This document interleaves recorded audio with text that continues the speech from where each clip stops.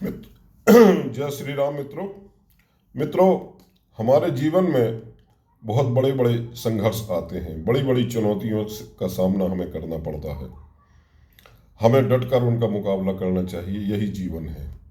मित्रों, हमको जैसे मिट्टी होती है, आप सड़क में मिट्टी डालते हैं, लूज मिट्टी डालते हैं, तो उस पर बार बार रोलर चलाते हैं, उसमें बार बार पानी के छींटे लगाते हैं और मिट्टी को यहाँ तक उसको दबाते हैं रोलर से कि जब तक मिट्टी बिल्कुल कड़ी ना हो जाए, यानी वो अपना घनत्व जो मिट्टी का है उसे प्राप्त ना कर दे, टेक्निकल भाषा में।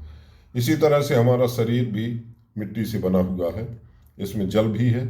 तो हमें अपने शरीर को परेशानियों से मुंह नहीं मोड़ना चाहिए और बहुत ही तपाना चाहिए और जूझना चाहिए। यही जीवन का हमारा उद्देश्य होना चाहिए। तो मित्रों, कभी कभी क्या है कि हमारी कुंडलियों में राहु जो है के बड़े दुष्प्रभाव होते हैं। यानी हमारी कुंडली में जो ग्रह बैठे हुए हैं, जो 7 ग्रह बैठे हुए हैं, उन ग्रहों का राहु से क्या संबंध बन जाता है, आज मैं इसके बारे में आपसे चर्चा करूंगा। राहु सूर्य के साथ मिलकर के सूर्य ग्रहण का योग बना देता है। अब इसका उपाय क्या होगा? हमें भगवान सूर्य की उपासना करना चाहिए। रोज सूर्य भगवान को सुबह जल अर्पित करना चाहिए और उनके मंत्र ओम सूर्याय नमः या ओम सूर्याय नमः या ओम आदित्याय नमः का जप करना चाहिए।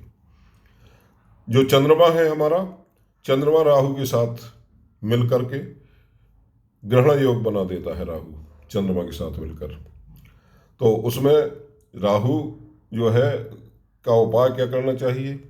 इस चंद्र ग्रहण दोष से बचने के लिए भगवान शिव की उपासना हमें करना चाहिए। सोमवार को शिव जी के मंदिर जाकर के उनके दर्शन करें, सफ़ेद तिलक लगाएं, उनका अभिषेक करें और ओम नमः शिवाय का जप करें।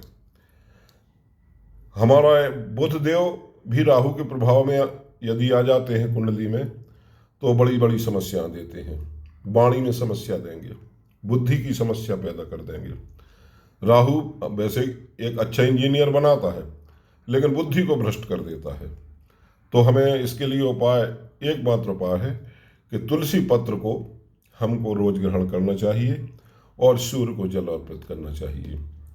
बृहस्पति देव के साथ राहु मिलकर के गुरु चंडाल दोष बना देता है, तो व्यक्ति के अंदर नकारात्मकता बहुत आ जाती है, भर जाती है और व्यक्ति को जीवन में असफलताएं ही प्राप्त होती हैं। वैवाहिक जीवन और उसके चरित्र पर बुरा असर पड़ता है। तो हमें इसके लिए भगवत गीता का नित्य पाठ करना चाहिए और इसके अतिरिक्त हमको सन्मार्ग पर चलना चाहिए। इसका एकमात्र उपाय है। शुक्रदेव भी आचार्य हैं, तो राहु से जब शुक्रदेव का संबंध कुंडली में बन जाता है तो राहु चारित्रिक दोष बढ़ा देता है, बना देता है और ये जो है उसको कई जीवन में लांछन भी कभी लग सकता है, अपयश भी मिल सकता है। ऐसे लोग जो राहु और शुक्र से प्रभावित होते हैं, वो आकर्षण उनका बहुत उच्च कोटि का होता है, इसीलिए ऐसे चारित्रिक दोष में फंस जाते हैं वो। इसका उपाय है भगवान शिव की आराधना करें, आप शिव की पूजा करें और शुक्रवार के दिन अगर व्रत रख सकते हैं तो व्रत रखें। और शनि देव के लिए शनि के साथ राहु मिलकर के शापित दोष बना देता है। ये दोष भी हमारे जीवन पर बड़ा बुरा प्रभाव लेकर आता है।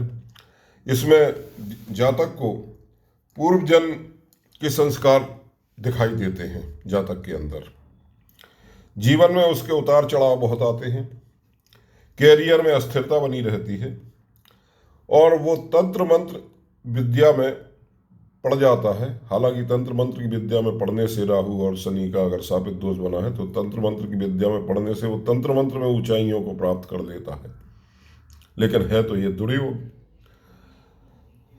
परिवार से दूर रहने लगता है, तंत्र मंत्र की विद्या करने लगता है, और कभी ये तंत्र मंत्र की विद्या वो किसी गलत कार्यों पे भी कर देता है, जिसका हमको परिणाम बहुत बुरा मिलता है। इसके लिए उपाय यह है कि शनिदेव की हमको उपासना करना चाहिए, और शनिवार के दिन हमको शनिदेव को के मंदिर जा कर के सरसों के तेल का दीपक जलाना चाहिए, शनि की वस्तुओं का दान करना चाहिए, लोहे का छल्ला पहनना चाहिए। मित्रों, इस तरह से मैंने 7 ग्रहों पर राहु के प्रभाव के बारे में आपको जानकारी दी। आप मेरी चैनल को कंटिन्यू देखते रहिए। आपको जो भी मुझे ज्ञान है मैं आपको प्रदान करता रहूँगा। नमस्कार, जय श्री राम।